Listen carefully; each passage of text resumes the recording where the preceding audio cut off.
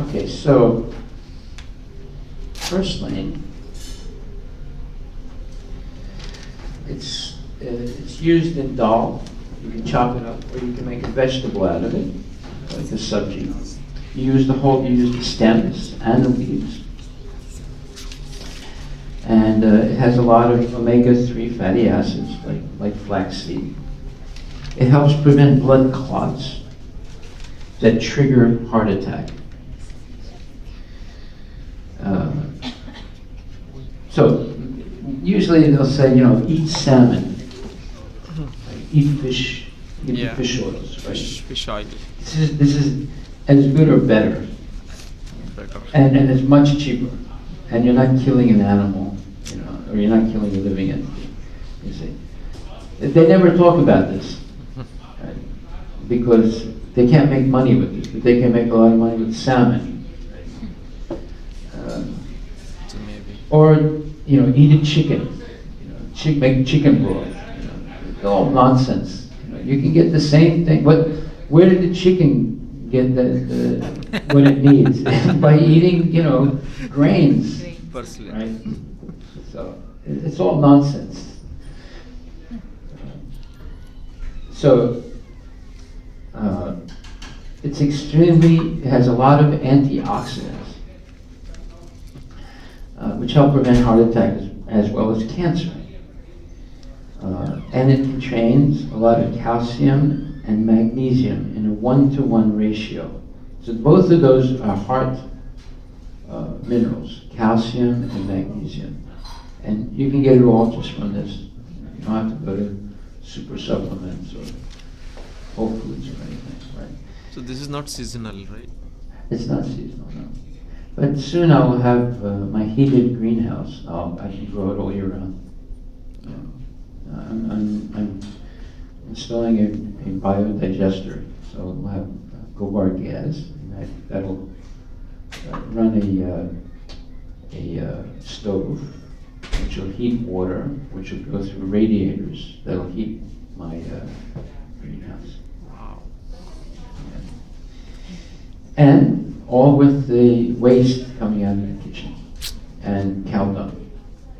Right? So, okay, and then calcium and magnesium.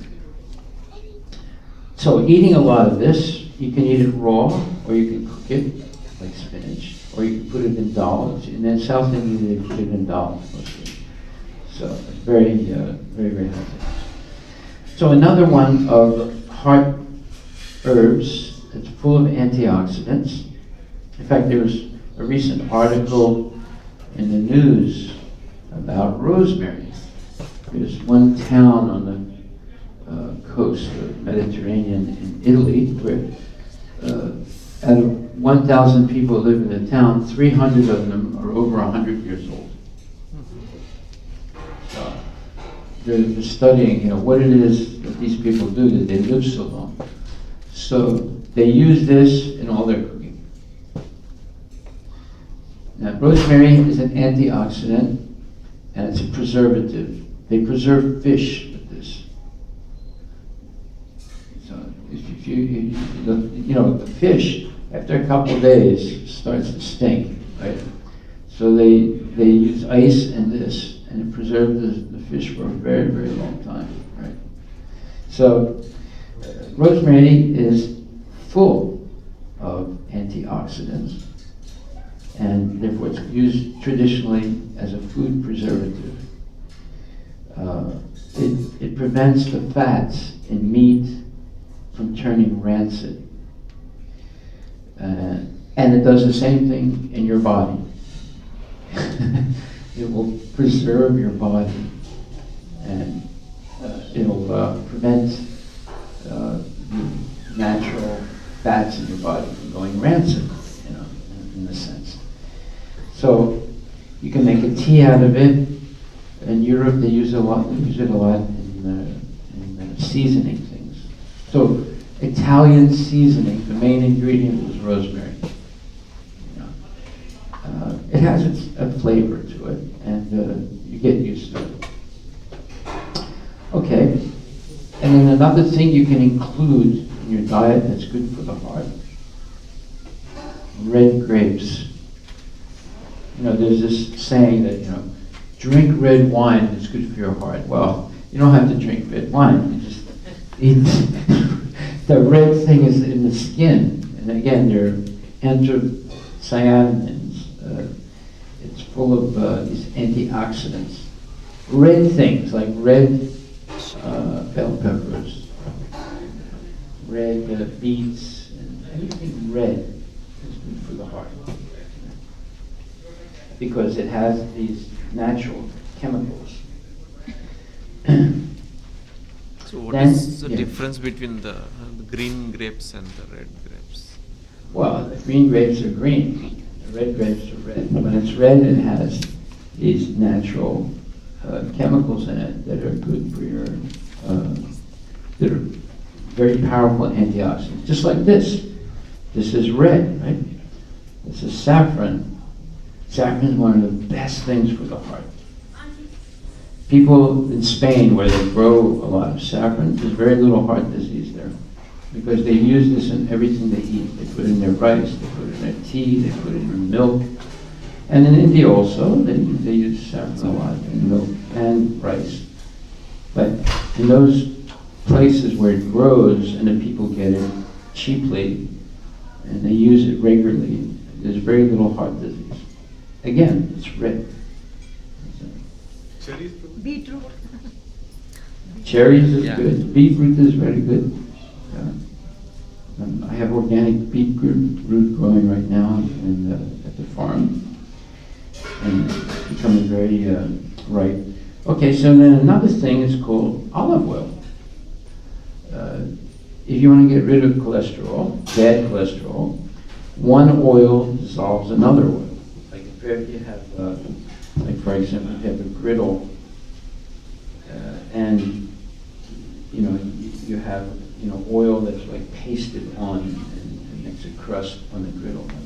You can get it off by putting oil on it, like olive oil, and then it scrapes off rather easily. So one oil dilutes or dissolves another oil. So olive oil, especially virgin olive oil that hasn't been processed, is very good for the heart. And that's part of what's called the Mediterranean diet, just like that Italian village. The people, what is the Mediterranean diet? Well, it doesn't include a lot of meat. In fact, it includes very little meat, but it includes a lot of herbs like basil, rosemary, thyme, and olive oil, and a lot of greens, a lot of salads, and not so much pasta, although it's Italy. In the villages, they don't eat that much pasta. They don't eat pizza. Pizza is a westernized myth of Italian food. People don't eat a lot of pizza in Italy. Of course, Italy is the one place where Indian restaurants are not so popular. The Italians are very, very proud of their cooking. Somehow the Chinese got in there, but the Indian restaurant, it's not so popular. But in the villages in Italy, they eat fresh mint, fresh basil, fresh rosemary, and other herbs. It's part of the meal. There will usually be a whole plate of all these herbs, tarragon and fenugreek, all that. And they eat that along with everything else. So that's and then they use olive oil, oil of the gods, on almost everything. So that's like the Mediterranean diet. The olive tree is a survival tree, because it can grow virtually in a desert and still survive, like the coconut tree. So the olive tree has been venerated for centuries, because especially in the Mediterranean area, because people depend on it so much for food. In India, you have your own version. It's called the moringa tree. the moringa tree, you can eat the leaves. You can use the bark as medicine. You eat the seed pods. Every part of that tree is beneficial. And it's just as good as any other medicinal herb for healing sicknesses. So every place Krishna has given something. You know, he also, in India is also given a neem tree. A neem tree is a pharmacy in itself. You can heal on so many things with neem. Okay, so including olive oil rather than margarine or dalga or whatever in your diet is good. Now, cooking oil, as far as cooking with oil, it's not a good idea because the oils immediately break down with the heat, high heat. But seasoning the food after it's cooked is the way to use olive oil. Now, if you say, well, I need to cook my taraka, my spices or something, I need some oil. Well, the best oils to use are ghee and virgin coconut oil. Also, in Africa, they have red palm oil. Those are the best oils. So canola oil is Palm oil. All the oils that you see in that long aisle in Safeway and Fred Meyer, whatever, just walk past them. Just close your eyes and walk past. The only one that you might be able to use is the olive oil, and virgin olive oil, because all those oils are hydrogenated, meaning they remain shelf stable for years because they've been chemically altered. So when you introduce those chemically altered oils into your body doesn't recognize it. So that's what clogs the arteries. This is one of the main reasons. There's two reasons why there's so much diabetes and high blood pressure in India. One is tea, and the other is dalda. Dalda. Those are the two reasons why there's so much blood pressure problems and diabetes in India. Every time I say to someone, how are your parents? Oh, they're all right. They're in good health. Oh, they have diabetes. I mean, it's almost everybody's parent in India or grandparent has diabetes. Why? Because tea and dalda. Two main reasons. And then number three is maida. Number three reason. All things that were not part of the traditional Indian diet until the British came. Yeah. My hundred, he doesn't have any problem, but my parents have all problems. Yeah, I mean, we're laughing, but actually it's a tragedy. It's a tragedy. And it's very sad. But you can't convince people to stop using dalda. But they got poisoned in the 1950s and 60s with advertisement, and then that's it. Everybody stopped using ghee. They said, ghee causes heart attack. It doesn't cause a heart attack. Ghee is the healthiest, oil to cook with, to eat, and everything.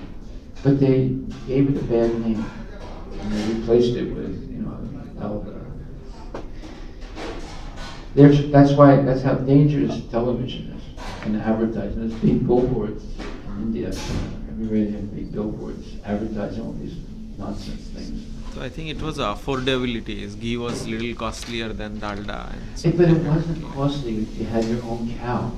Yeah, it was not costly. It was basically the advertisement that ghee is bad. Yeah. It was not cost. It's not butter.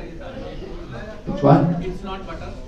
Yeah, it's not. Well, it's called margarine. He stopped using the name margarine because the real truth about margarine came out. So they started using other names like it's not butter.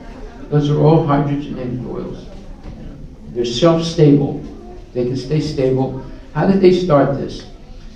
They used to import these oils from Philippines, Malaysia, India, By the time it arrived, the whole boatload of oil was rancid. They couldn't use it. So they hired these chemists to figure out how to make these oils stable.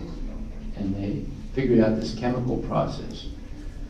And But they altered the molecule, the oil. Yeah, it stays stable for 10 years. Doesn't go bad. But you cook with it, it ends up clogging your arteries, you know, and other problems. So, money, always follow the money trail. Right? Follow the money.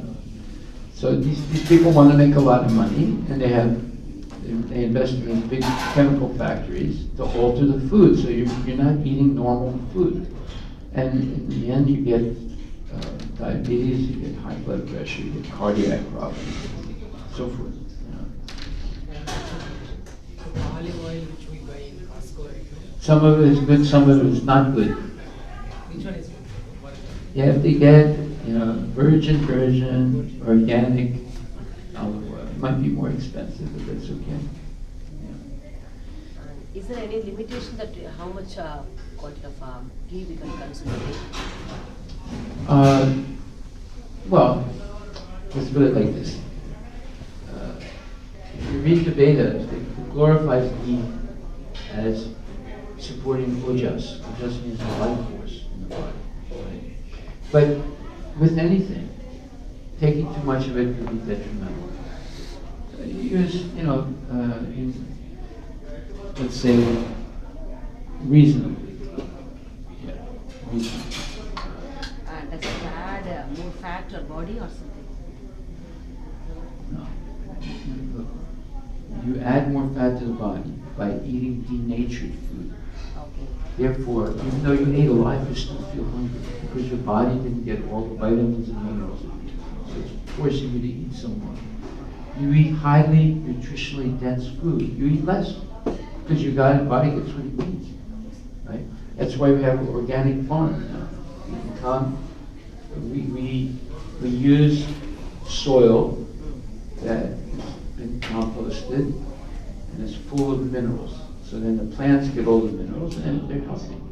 Right? They're green. You'll see if you come to the farm, they're all lush green. And we pick them fresh and you take them home, you cook them, or we deliver them here. Right? And this is a wild, and we're going to speak about this next. This is called amaranth. This grows wild. There's many different species of it. This is growing wild at the farm.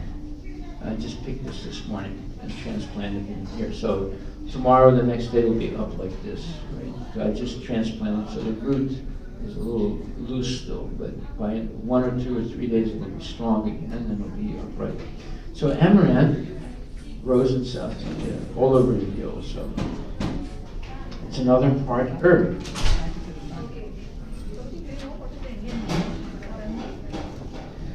I don't know.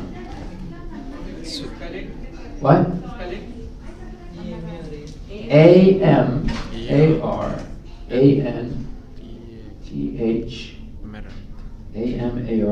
You look it up on Google.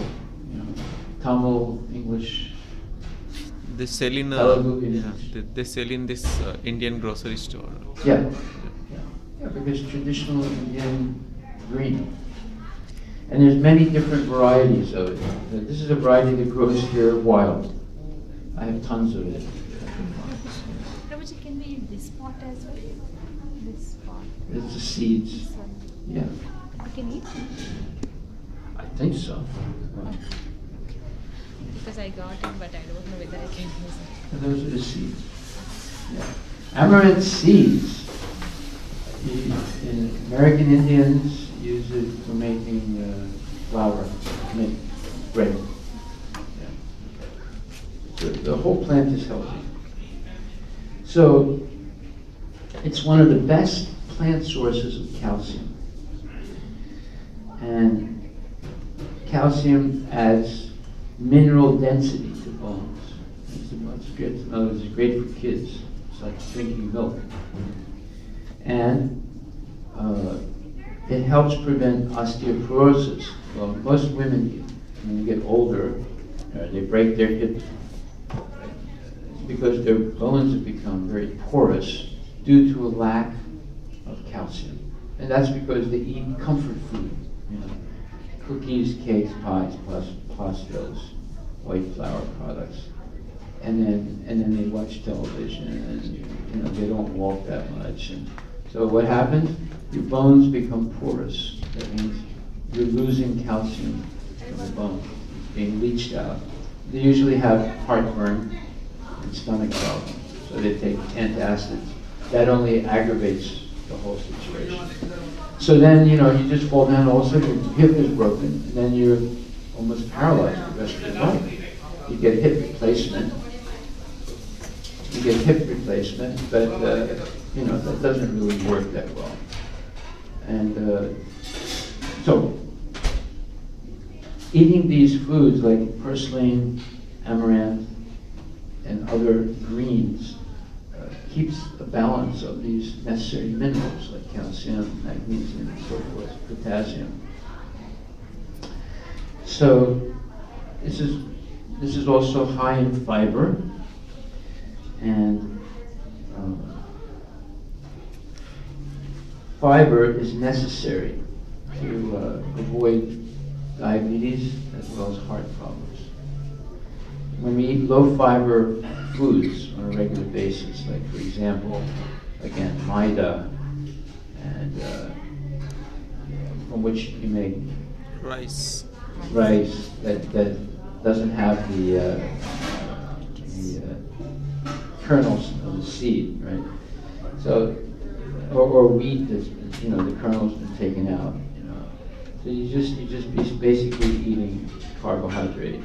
There's no minerals or anything. So you end up getting, you end up getting fat because it's denatured food. You don't get fat because you eat ghee. You get fat by eating foods that do not have much nutritional value. Therefore, your body keeps insisting that you eat more. You never, even though you ate a lot, you still feel hungry. Right? Okay, so we covered amaranth, rosemary, purslane, cayenne, ginger, hawthorn berries, rose hips, saffron, and grapes. Next, we're going to talk about shiitake mushrooms. This is a mushroom that doesn't grow in the dark. Most mushrooms grow in the dark. You can buy a thing called a wooden log that you're going to do. There's plugs of spores into it. They sell these things. And you can buy the spores. And you can grow this in your kitchen, these mushrooms. It's a special mushroom, and we're going to talk about it right now.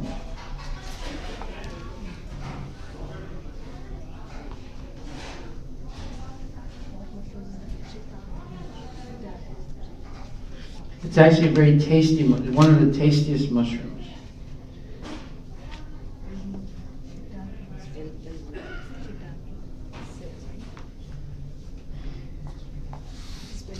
One quality of shiitake mushrooms, it lowers blood pressure.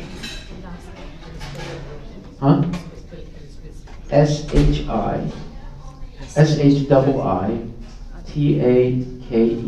shiitake.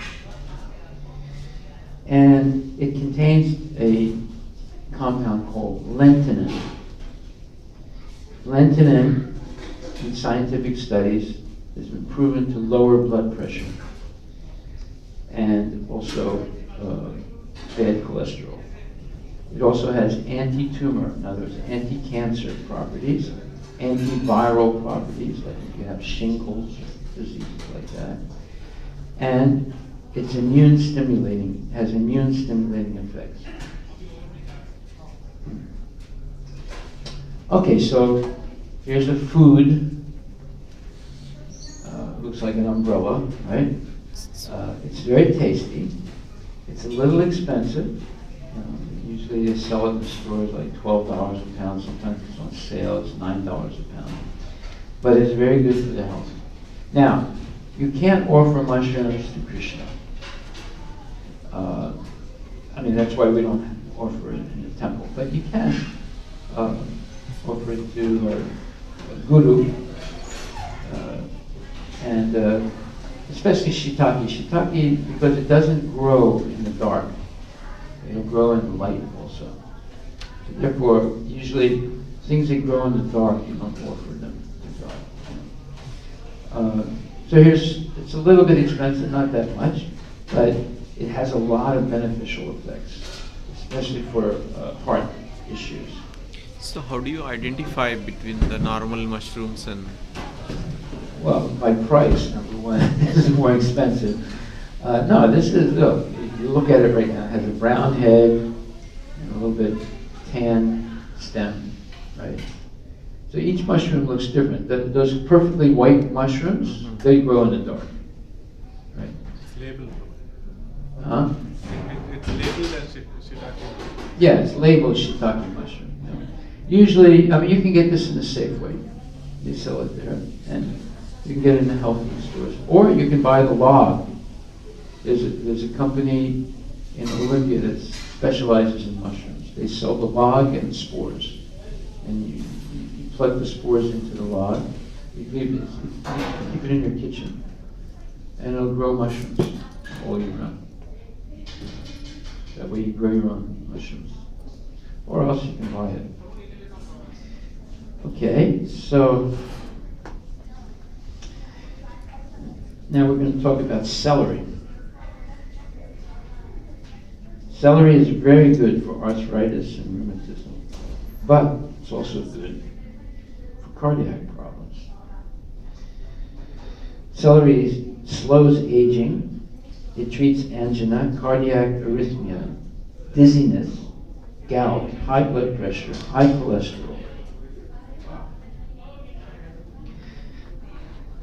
Any of you eat celery? Most people